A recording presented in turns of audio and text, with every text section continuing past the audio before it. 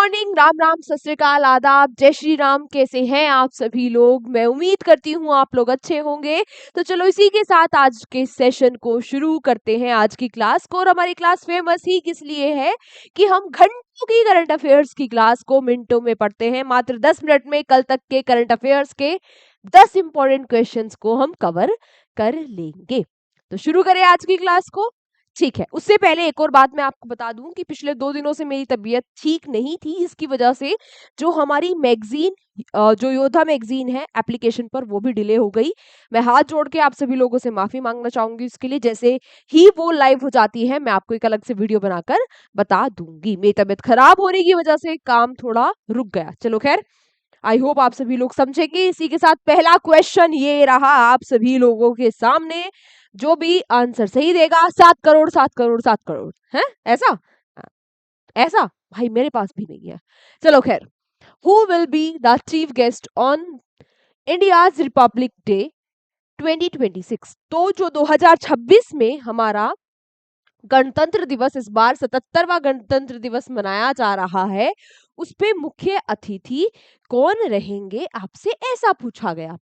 तो कौन रहेंगे मैं आपको बता देती हूं। जो यूरोपियन कमीशन है, यूरोपियन कमीशन है, एक तो उसके अध्यक्ष रहेंगे और एक यूरोपियन काउंसिल के अध्यक्ष रहेंगे। यूरोपियन यूनियन और यूरोपियन काउंसिल के जो अध्यक्ष है, जो प्रेसिडेंट है, वो रहेंगे इस बार मुख्य अतिथि। अच्छा, रिपब्लिक डे वाले दिन ही उसके बाद ये लोग मिलकर, यानी कि इंडिया और यूरोपियन यूनियन मिलकर फ्री ट्रेड अग्रीमेंट के बारे में भी डिस्कशन करेंगे। कौन कौन है जल्दी बता दो मुझे, फटाफट से बता दो। काफी बार आपसे डायरेक्ट क्वेश्चन ही यही पूछ लेगा कि भाई यूरोपियन कमीशन के अध्यक्ष कौन है। और अब तो ये भारत के गणतंत्र दिवस की परेड में आ रहे हैं, तो समझ जाओ कि क्वेश्चन कितना इंपॉर्टेंट हो गया। कौन है भाई? बिल्कुल सही बात, उर्सुला वॉन डेर लेयेन। इसके अलावा जो एंटोनियो कोस्टा है, ये यूरोपियन काउंसिल के अध्यक्ष है। ये दोनों इस बार हमारे रिपब्लिक डे की परेड पर चीफ गेस्ट यानी मुख्य अतिथि रहने वाले हैं। बात की जाए 2025 में मुख्य अतिथि कौन थे, तो ये थे प्राबो सुबियांतो, जो कि इंडोनेशिया के क्या है, राष्ट्रपति हैं। ठीक है। इसके अलावा एक और बहुत सुपर डुपर इंपॉर्टेंट बात ये है कि इस बार की थीम क्या है। थीम 2026 क्या है? थीम है भाई क्या? एक तो हमारी हो गई वंदे मातरम, एक तो क्या हो गई, वंदे मातरम, और एक क्या हो गई, आत्मनिर्भर भारत। क्या हो गई? आत्मनिर्भर भारत।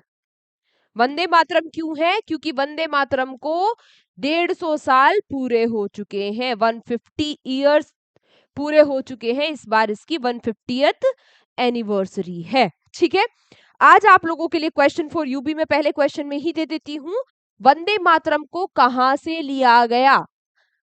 वंदे मातरम को कहां से लिया गया और इसको जो वॉर क्राई है वो किसने बनाया? दोनों बात आप मुझे कमेंट बॉक्स में बता देना। बात समझ में आ गई?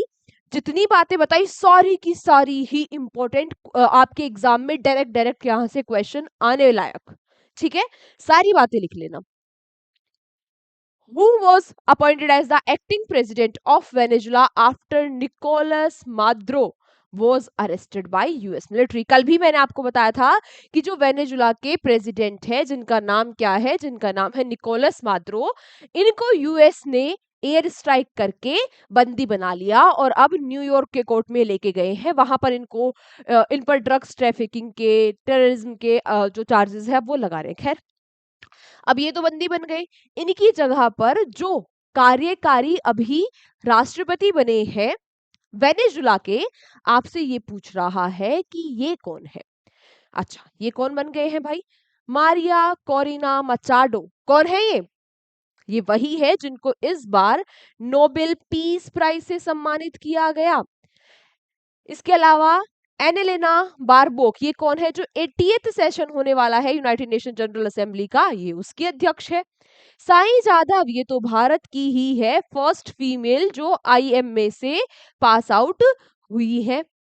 तो बचा क्या ऑप्शन हमारे पास ऑप्शन बच गया डेल्सी रोड्रिगेज, यही बन गई है कार्यवाहक राष्ट्रपति वेनेजुला की। वेनेजुला की कैपिटल क्या है, कल भी बताया था मैंने आपको, आज भी लिख लो, कारकस।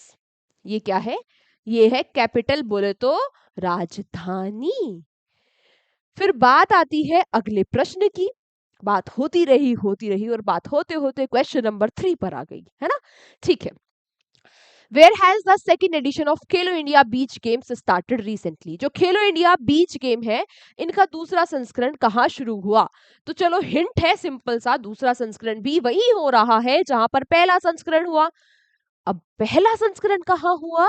ये हुआ था भाई दीव में जो गोगला बीच है वहां पर पहला संस्करण हुआ था, और अब सेकंड एडिशन भी खेलो इंडिया बीच गेम का वहीं पर हो रहा है।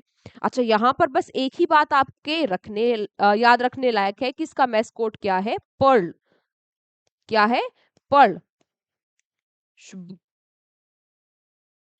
पर्ल क्या है? अब ये हो सकता है आपसे ये पूछ ले, पर्ल होती है एक डॉल्फिन। क्या है ये?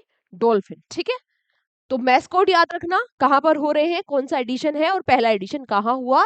यहाँ पर तो इजी हो गया बात, क्योंकि पहला और दूसरा एडिशन दोनों एक ही जगह पर हो रहे हैं। फिर बात आती है कि जो विश्व ब्रेल दिवस है ये कब मनाया जाता है। ब्रेल एक लिपि है ना, जिसमें उभरे उभरे शब्द होते हैं और जो जिनको दिखने में बाधा होती है, वो लोग क्या करते हैं, वो ऐसे ऐसे उन पे उंगलियां लगा के तब पढ़ते हैं, है ना। तो ये ब्रेल डे, विश्व ब्रेल डे कब मनाया जाता है? 4 जनवरी को। अच्छा, 2 जनवरी को इंट्रोवर्ट डे, वर्ल्ड अंतर्मुखी दिवस, और 1 जनवरी को क्या मनाते हैं? ग्लोबल फैमिली डे, फैमिली लिख देती हूँ, ग्लोबल फैमिली डे और DRDO दिवस। दोनों बातें याद है? तीनों बातें याद है। और चौथी और ऐड कर लेना कि विश्व ब्रेल दिवस मनाते हैं 4 जनवरी को। बहुत बार डायरेक्ट क्वेश्चन आपसे पूछ लेता है। ठीक है, चलो। फिर फिर आपसे पूछा गया कि जो खेलो इंडिया ट्राइबल गेम्स है जो 2026 में होने वाले हैं, 14 फैब से शुरू होने वाले हैं। अच्छा, 14 फरवरी तो आपको वैसे भी याद होगा, है ना। तो जो अभी से इरादे बना लिए होंगे कि अरे इस बार इसको प्रपोज करना है, उसको प्रपोज करना है, ब्लैक डे की बात कर रही थी मैं, कहाँ पहुंच गए आप लोग हैं। चलो खैर, बात की जाए अगर खेलो इंडिया ट्राइबल गेम्स के बारे में, तो इस बार इनका फर्स्ट एडिशन है। ठीक है, कहां पर हो रहे हैं? छत्तीसगढ़ में, छत्तीसगढ़ में ये हो रहे हैं। फिर बात आती है कि इनका इनका मैस्कोट यानी कि शुभांकर क्या है? तो ये क्या है? मोरवीर। जहां मोर का मतलब क्या है? माई, और वीर का मतलब है करेज। करेज हिंदी में लिख देते हैं साहस। क्या है? साहस, मेरा साहस, मोरवीर इस बार इसका शुभांकर है। इस बार क्या पहली बार ये हो रहा है, तो क्वेश्चन ऑटोमेटिकली इंपॉर्टेंट हो जाता है। सारे के सारे क्वेश्चन जो अभी तक पढ़ाए, सारे टॉप मोस्ट क्वेश्चन है हमारे, है ना, एग्जाम में आने लायक। फिर आपसे पूछा गया कि where has the sandalwood leopard been spotted for the first time recently in the southern state of India. हाल ही में भारत के दक्षिण राज्य में चंदन तेंदुए को पहली बार कहाँ देखा गया? तो ये जो चंदन तेंदुआ है, पहली बार इसको देखा गया है कहाँ? कहाँ? कर्नाटका के विजयनगर में। कर्नाटका के विजयनगर में इसको पहली बार, विजयनगर डिस्ट्रिक्ट है कर्नाटका में, पहली बार इसको देखा गया है। किसने देखा? संजय गुबी। संजय गुबी, ये क्या है? एक कंजर्वेशन कंजर्वेशनिस्ट, कंजर्वेशनिस्ट, संरक्षणवादी।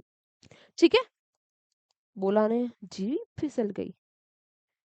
क्या है ये? संरक्षणवादी।